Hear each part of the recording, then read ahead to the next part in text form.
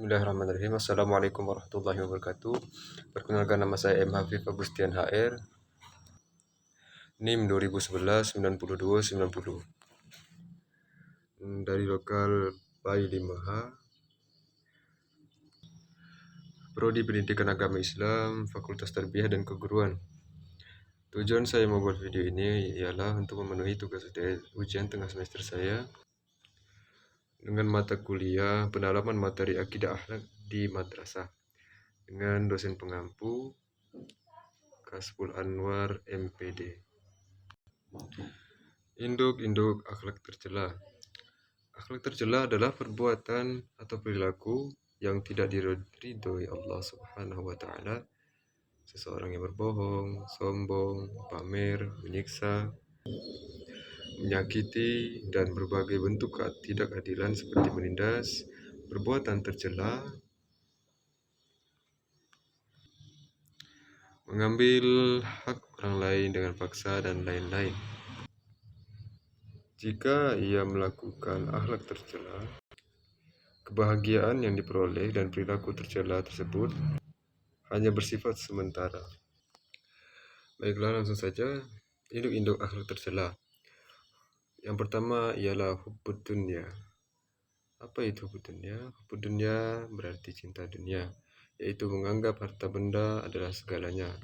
Penyakit hubbud dunya adalah yang dalam artian cinta dalam dunia berawal dari penyakit iman. Yang berakar pada persepsi yang salah bahwa dunia ini adalah tujuan akhir kehidupan, sehingga akhirat dilupakan, sebagaimana disinggung dalam hadis berikut. Akan datang suatu masa, umat lain akan memperebutkan kamu ibarat orang-orang lapar memperebutkan makanan dalam hidangan.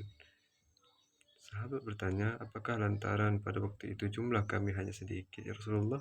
Dijawab oleh beliau, bukan. Bahkan sesungguhnya jumlah kamu pada waktu itu banyak, tetapi kualitas kamu ibarat buih yang terapung-apung di arus laut, dan dalam jiwamu tertanam kelemahan jiwa. Ciri-ciri hubbud dunya: menganggap dunia sebagai tujuan pertama, bukan sebagai sarana mencapai kebahagiaan akhirat. Suka mengumpulkan harta benda dengan menghalalkan segala cara tanpa memperlihatkan halal dan haramnya. Cara menghindari hubbud dunya: yang pertama, mengingat kehidupan di dunia itu hanya sementara. 2. Memperbanyak ingat kematian. 3. Meyakini dan menyadari bahwa setiap tindakan kita direkam oleh anggota badan kita yang nanti di akhirat akan bersaksi di hadapan Allah. 4. Qanaah, yaitu rela menerima dan merasa cukup dengan apa yang dimiliki, serta menjauhkan diri dari sifat tidak puas dan merasa kurang yang berlebihan. Yang kedua ialah hasad. Hasad berarti dengki, maksudnya suatu sikap atau perbuatan yang mencerminkan rasa amarah. Tidak suka karena rasa iri. Orang yang menghasut menginginkan kenikmatan yang diperoleh orang lain dan berharap supaya berpindah kepadanya. Bahaya hasad. Yang pertama ialah hasad salah satu sifat iblis yang akan merusak amal kebaikan. Yang kedua, di samping itu hasad juga merusak tatanan masyarakat. Hasad merusak pergaulan menjadi tidak harmonis dan tidak tulus.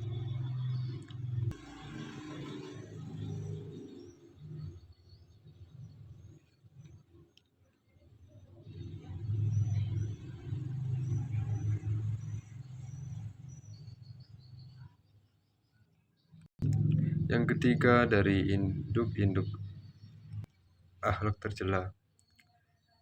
Yang ketiga yaitu takabur, ujub. Ujub ialah suatu sikap membanggakan diri dengan memberikan suatu penghargaan yang terlalu berlebihan kepada kemampuan diri.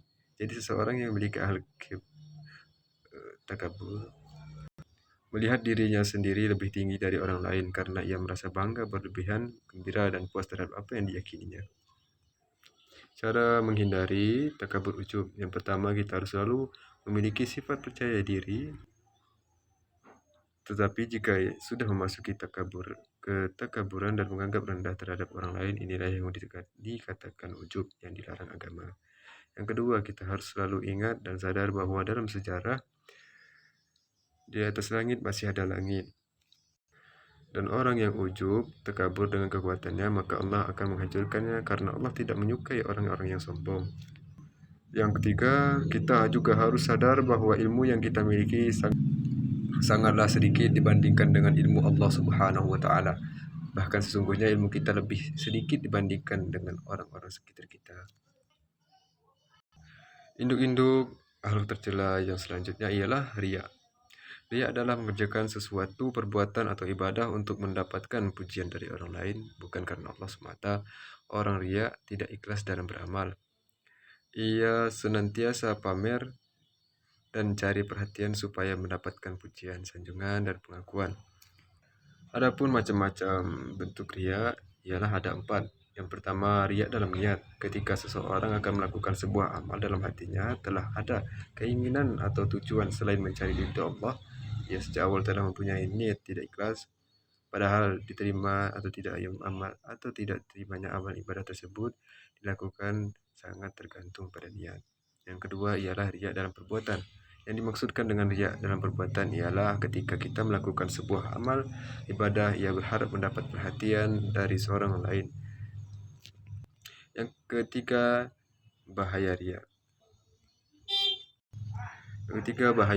Saat yang pertama akan merasa hampa dan kecewa dalam hatinya apabila perhatian atau pujian yang diharapkan tidak sesuai dengan keinginannya. Yang kedua, muncul rasa tidak puas terhadap apa yang ia lakukan. Yang ketiga, muncul sikap berpura-puraan.